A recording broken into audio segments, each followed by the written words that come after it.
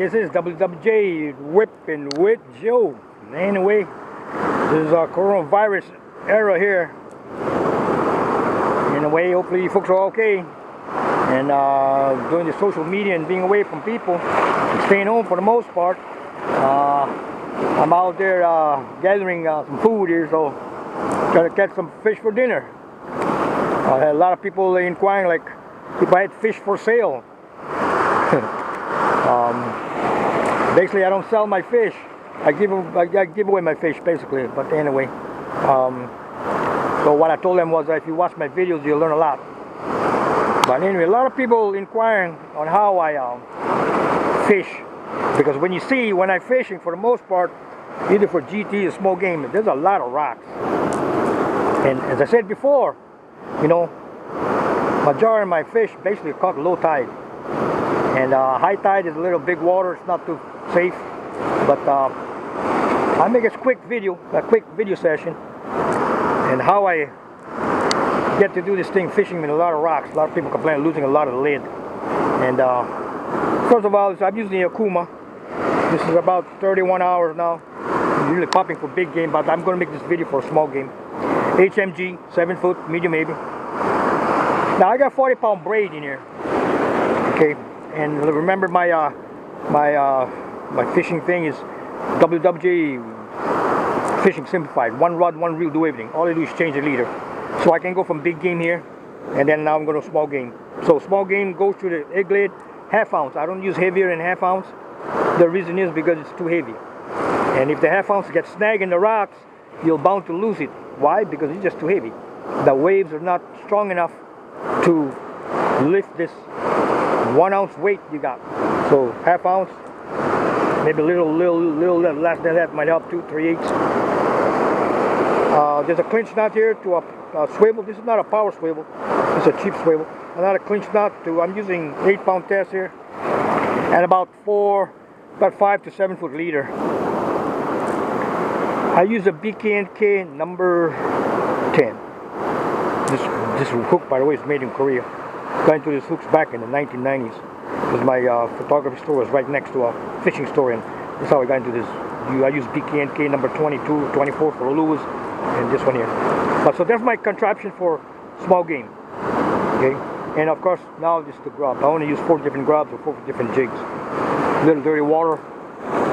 You notice this is the motor oil. Use only 4 different ones because of the water conditions and the area that I fish for.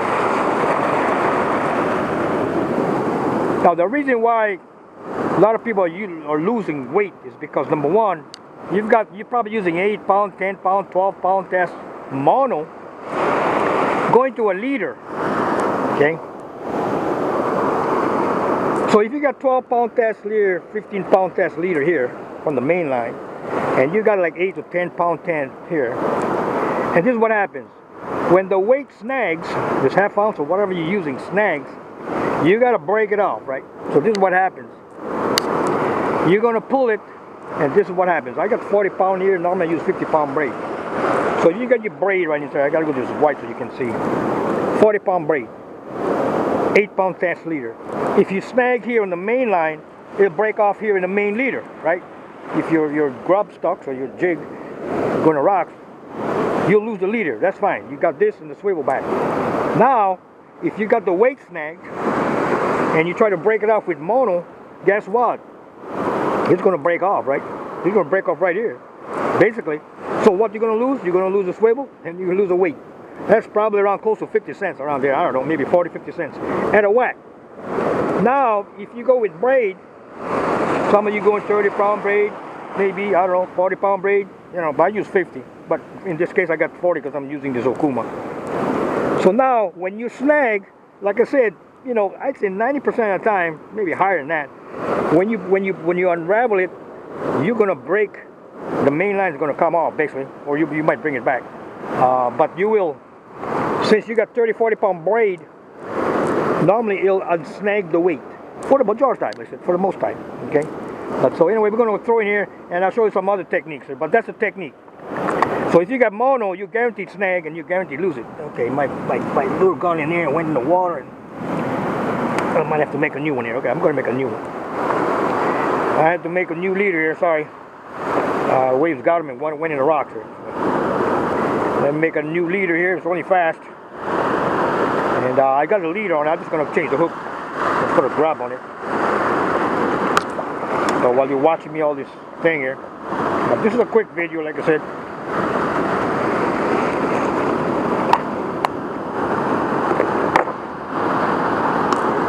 So this is a clinch knot basically. 1, 2, 3, and 4. At least 5 times. You can go more, but at least 5. It's very simple. Okay. So that's the technique. That's number 1. You need braid.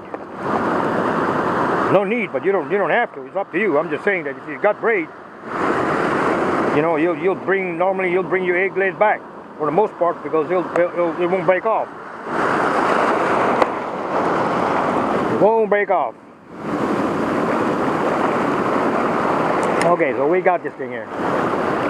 The technique now, second, this is all my techniques over here, but the other technique is how you retrieve this thing. A lot of people try to say, how you retrieve this thing, why don't snag? I don't use a bobber, by the way. Ninui Kala, I don't use a bobber. Next thing you gotta do is you gotta make sure that the drag is loose.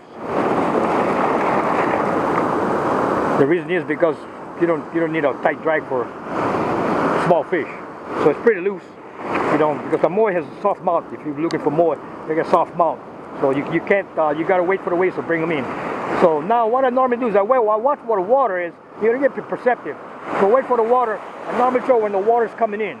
When the waves are coming in, I throw over the wave, and then now it's shallow, so you just crank down and you just pull up. The same as the Ninui Kala, crank down and you're gonna pull up.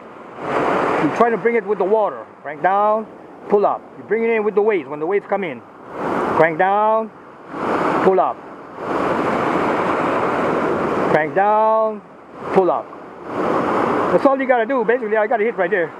Small little fish, but he already took my grub. Nope, still there. Okay, so we'll do another one. We'll wait out the waves here. The big waves here. Normally it's all flat, but so when the waves are coming in, you want to throw it over the wave, and you're just bringing it in. So you crank down, stop, 12 o'clock. To 12 o'clock mode, stop, crank down, stop, pull up. You can see that. You crank down, pull up. You're watching the waves there. The waves are bringing them in. You want to bring the lure in when the wave sets are coming in, basically. Of course, when you have flat water, you try to bring it in, though, because it's going to snag. So you just crank down and pull up. Basically, that's what you got to do. I normally throw 3 and 6 in an area. Like I said, I believe they're there. This is the third one here. Crank down, pull up. Crank down, pull up. Crank down and pull up. Crank down and pull up. You can hit the waves up in the rocks and all that. I mean, if the fish is around, you're gonna hit. That's about it. But that's why I love my method, because you know I'm normally throwing, I'm moving. I don't stay long. Like I say, if the fish is there, you know they're opportunists. They're gonna feed. Okay, so that was 3.